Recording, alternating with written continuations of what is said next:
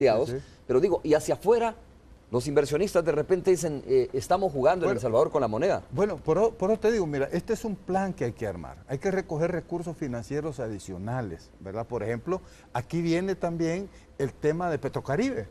Si el gobierno, en un plan ya armado financieramente para transformar esto, dice, bueno, vamos a iniciar este proceso de transición, además de eso vamos a conseguir financiamiento fresco, barato, a partir de Petrocaribe, que le puede dar entre 600 y 700 millones de dólares al año, al 1%, 25%, empiezas a encontrar oxígeno y empiezas, por lo tanto, a tener cierta liquidez financiera que en lugar de quizás dar una proyección negativa al exterior, empiezas a ver que tienes nuevas fuentes de recursos y que como son intereses del Estado y es deuda soberana, tú no le estás diciendo a los que ya tienen los bonos, no les vamos a pagar los bonos, tú no les estás diciendo a los otros, no les vas a pagar. Ese es un proceso de renegociación de la deuda que tendrá que darse también.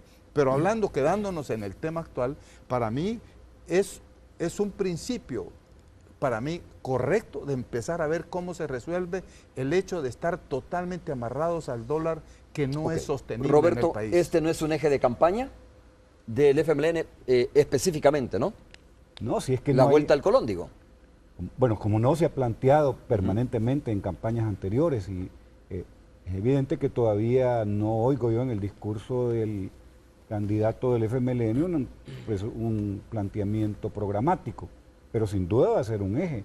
Y lo ha sido por varias campañas. Por varias campañas en el pasado, y quien quiera hacer política de aquí en adelante tiene que colocar el tema de lo económico adelante, porque ya no se vale hacer como fuegos artificiales con ideas muy populistas. Aquí de lo que se trata es de enfrentar la crisis y ofrecer soluciones en las cuales tendrá que buscar los consensos básicos para sacar al país de esta situación. Entonces, yo estoy seguro de que si los candidatos toman en serio la responsabilidad que van a tener que colocar en el centro de su agenda la discusión de la problemática económica del país, no solamente en términos monetarios, que fue la pérdida del instrumento más importante de política económica, nos quedamos solo con política fiscal, sino que también cómo hacemos crecer la economía, cómo generamos empleo, cómo volvemos a la economía real, es decir, economía agrícola, economía industrial, con uso intensivo de conocimiento, generando valor agregado, creando oferta agregada, partiendo del crecimiento desde adentro. O sea, esas son las discusiones que debería de tenerse en la elaboración programática para los candidatos. Por supuesto, eso no está en la agenda gubernamental ahora, ni está en la agenda de los candidatos. Hay política fiscal, porque me llamó mucho la atención cuando dice Roberto, nos quedamos con política fiscal en el país, ¿no? Uno se pregunta en realidad si hay política fiscal también en el país. Sí sabemos que se recauda lo que ya está a las manos de poderlo recaudar, pero no sé si se está impulsando y si se ha trabajado en una verdadera política fiscal en el país. Mira, la realidad es que la política fiscal que nosotros necesitamos no se ha hecho, y el problema es que en este compromiso con el Fondo Monetario y todo este compromiso con la banca internacional, la política fiscal ha pasado a manos de ellos. Es el Fondo Monetario quien te dice, tú tienes que pasar el déficit de 6, lo quieren llevar a 1.5, a 2%. Cuando te pones el límite en el déficit fiscal, te está amarrando la mano y te dice, entonces suba los impuestos, y te dice, bueno, y si no quieren subirle los impuestos a los ricos, entonces quieren subirle al IVA, pero no tenemos nosotros. Y es el problema más grave, que el brazo de la política monetaria está amarrada y el brazo de la política fiscal la tenemos también amarrada, porque nos la tiene condicionada los organismos financieros internacionales. Por eso es que una medida como esta del regreso del Colón tiene que ir acompañada en soltar la mano también de la política fiscal y volverla un instrumento del Estado, para poder entrar en otra política económica que permite entenderse hasta mejor con los organismos financieros internacionales, pero desde un programa económico, que es lo que Segovia no ha hecho. Ese es el déficit de Segovia y del ministro de Hacienda, hacer un verdadero plan de reactivación y de financiamiento de la economía en la crisis, para sacar de la crisis a la economía y poder tener empleo, crecimiento. Por eso, ojalá no sea candidato. Bueno, esa es una herramienta, ¿no? Digo, es una herramienta importante. No hay más. ¿No hay más? No, porque se habla del impuesto predial. Estamos hablando... Es parte fiscal. Estamos hablando, sí, es parte fiscal. Estamos hablando de cosas, de medidas que se pueden tomar, digamos, como para paliar la situación. Esto del impuesto predial, bueno, de repente ahora usted ve que subió el pasaporte, etcétera, hoy se está cobrando por las constancias del Seguro Social, digo, son medidas que van por ahí, ¿no? Pero lo más fuerte sería, esto que hemos hablado. Es que hay que volver a lo básico. Ajá. En términos de política fiscal y explicarle a las personas que nos están viendo de qué estamos hablando cuando hablamos de política fiscal. Número uno, hablamos de dos lados, del lado del ingreso Correcto. y del lado de los gastos. Y generalmente en El Salvador, cuando se habla de política fiscal, se habla del gasto y que hay que reducir el gasto, y muy poco se habla del ingreso. En términos de ingresos públicos hay dos tipos básicos de ingresos. Los ingresos corrientes, que son los que vienen de los impuestos fundamentalmente, y los ingresos de capital, que es si el gobierno logra vender algún activo y por eso obtiene algún recurso. Sí, que no tenemos mucho ya que Ya vender. no tenemos nada que vender o muy poco. Entonces, del lado del ingreso están los ingresos corrientes. Ahí hay un problema de fondo, que el peso más grande de los ingresos corrientes está en los impuestos de carácter regresivo, es decir, los impuestos al consumo. Lo que paga el pueblo. Lo que paga el pueblo, pues. Y los impuestos que gravan al ingreso, a la riqueza de la gente, son los que tienen una composición en porcentaje menor de la cantidad que en impuestos recauda el gobierno. Entonces, eso hay que buscar corregirlo. ¿Puede ayudar el impuesto predial? Habría que ver cómo lo están pensando, porque el impuesto predial es el impuesto a la propiedad. a la propiedad.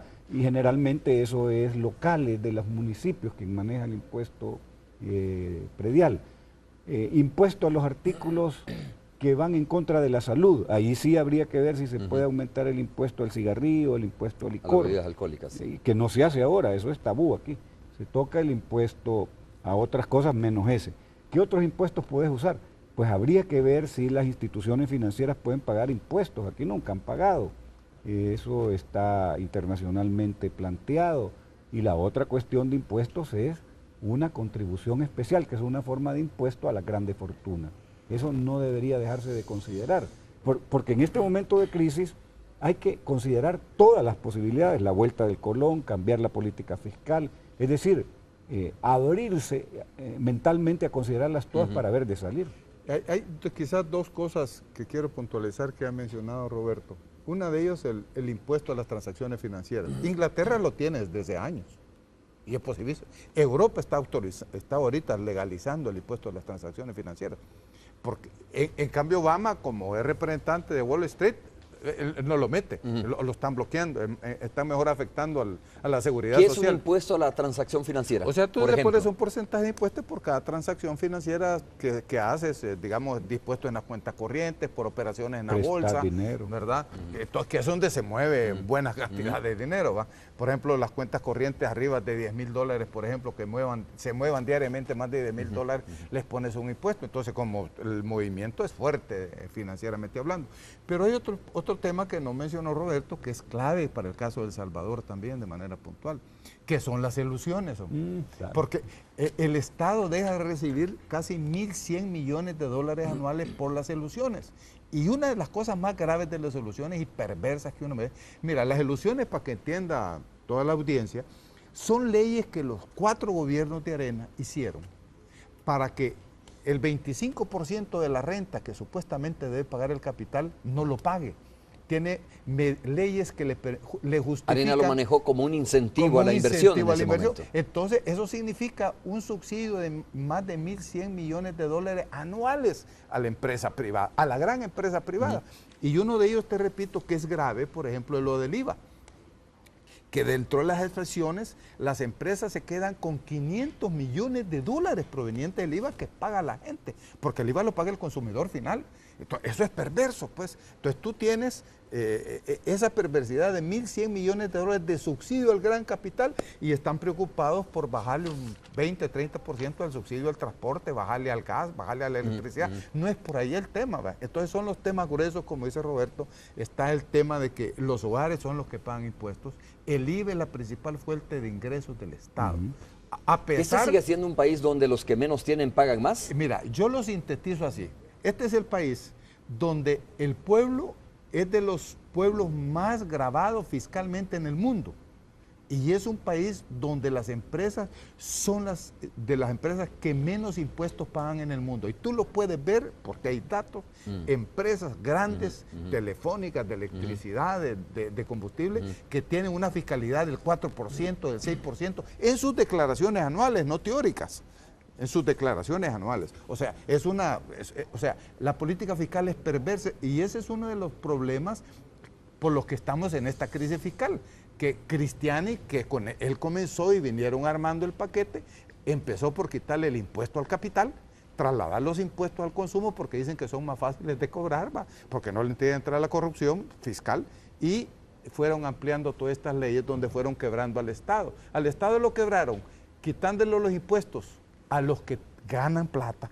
Aquí hay 400 y pico de empresas que se llevan 3.000 y pico millones de dólares anuales de ingresos. Tenemos 1.128 empresas que se quedan con 6.000 millones de dólares del excedente. Te estoy hablando en base al censo económico del país, y esos no pagan impuestos. El que paga impuestos es el asalariado y a partir del consumo. Señores, tengo que hacer una nueva pausa, la última pausa comercial, y regresamos en breve ya para ir terminando nuestra entrevista de esta mañana.